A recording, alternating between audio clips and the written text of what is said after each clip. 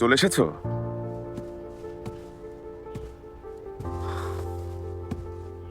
কি হলো, জুনের সাথে দেখা হয়েছে? কিভাবে জানলেন? আসলে অনুমান করে। আপনি আর সম্রাজ্ঞী পরিকল্পনা করে আমাকে বিয়ে দিতে চেয়েছেন না? হ্যাঁ, ঠিক ধরেছ। বন্ধ করুন এসব। কেন, জুনকে তোমার পছন্দ না?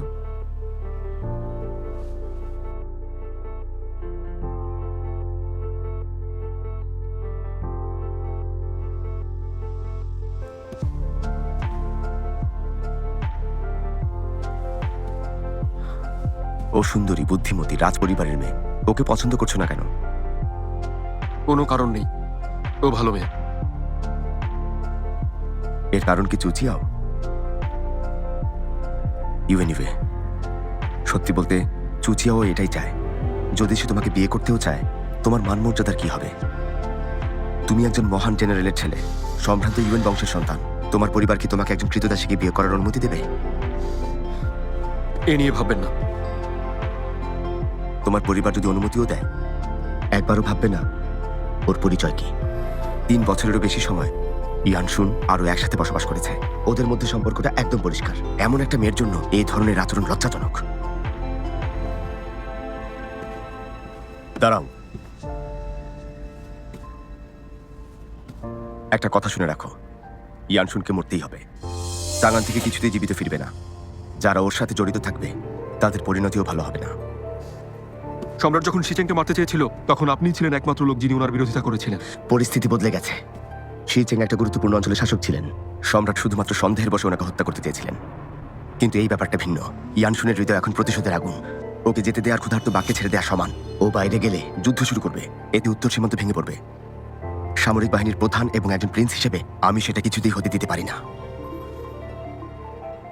ইউএনইউএ, নিজের অবস্থান ভুলে যেও না।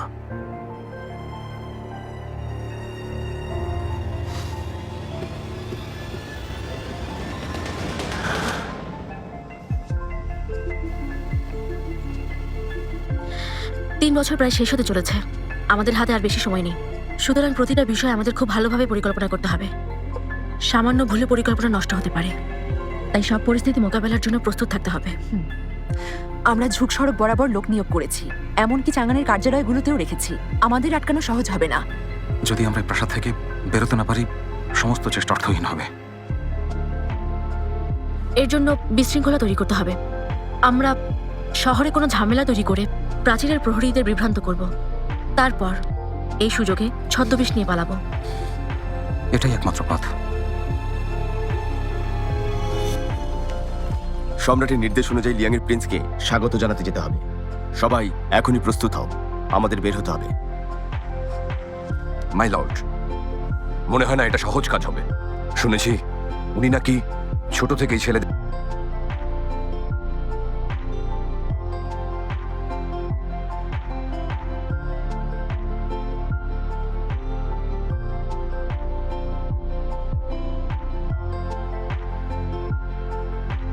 হাত দিয়ে আসা কোনো জিনিস স্পর্শ করেন না।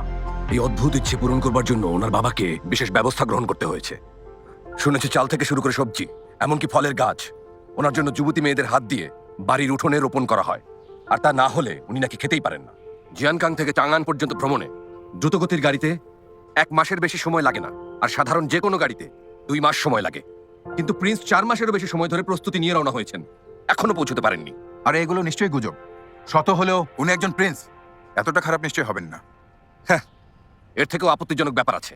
ওই সাম্রাজ্যের প্রিন্সরা, যেমন আপনি, সেনাদের সাথে সীমান্ত রক্ষা করেছেন, তৃণভূমি, পাহাড় ও নদীর স্রোতে বিচরণ করেছেন, সব অভিজ্ঞতা আছে। কিন্তু এই প্রিন্স ততক্ষণ একটা নদী পার হবেন না যতক্ষণ না কেউ সেতু তৈরি করে দিচ্ছে। পাহাড় আর মরুভূমির কথা বাদই দিলাম, 50 কিলোমিটার পথও উনি হেঁটে পার হতে চান না। আর মাই লর্ড, এমন অবস্থায় আমাদের পক্ষে ওনার মতো লোকের সেবা করা কোনোভাবেই সম্ভব নয়।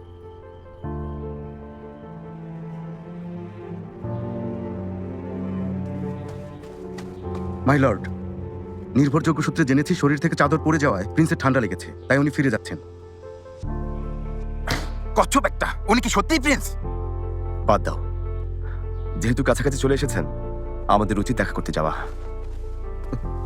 উনি দেখা করতে অস্বীকার করেছেন, বলেছেন আপনি সবেমাত্র যুদ্ধ থেকে ফিরেছেন, মৃত্যু এখনো আপনাকে অনুসরণ করছে, আপনি গেলে ওনার অবস্থার আরো অবনতি হবে।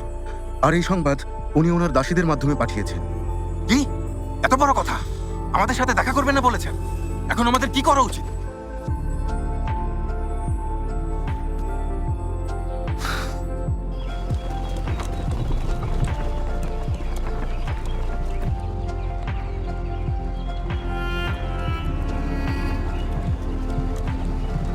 আরে ফুয়াপু, কেউ আমাদের পথ আটকে দাঁড়িয়েছে। তাই নাকি? পুরুষ না মহিলা? 4 জন পুরুষ, 1 জন মহিলা। মহিলাটা কি দেখতে সুন্দরী? বয়স কেমন হবে?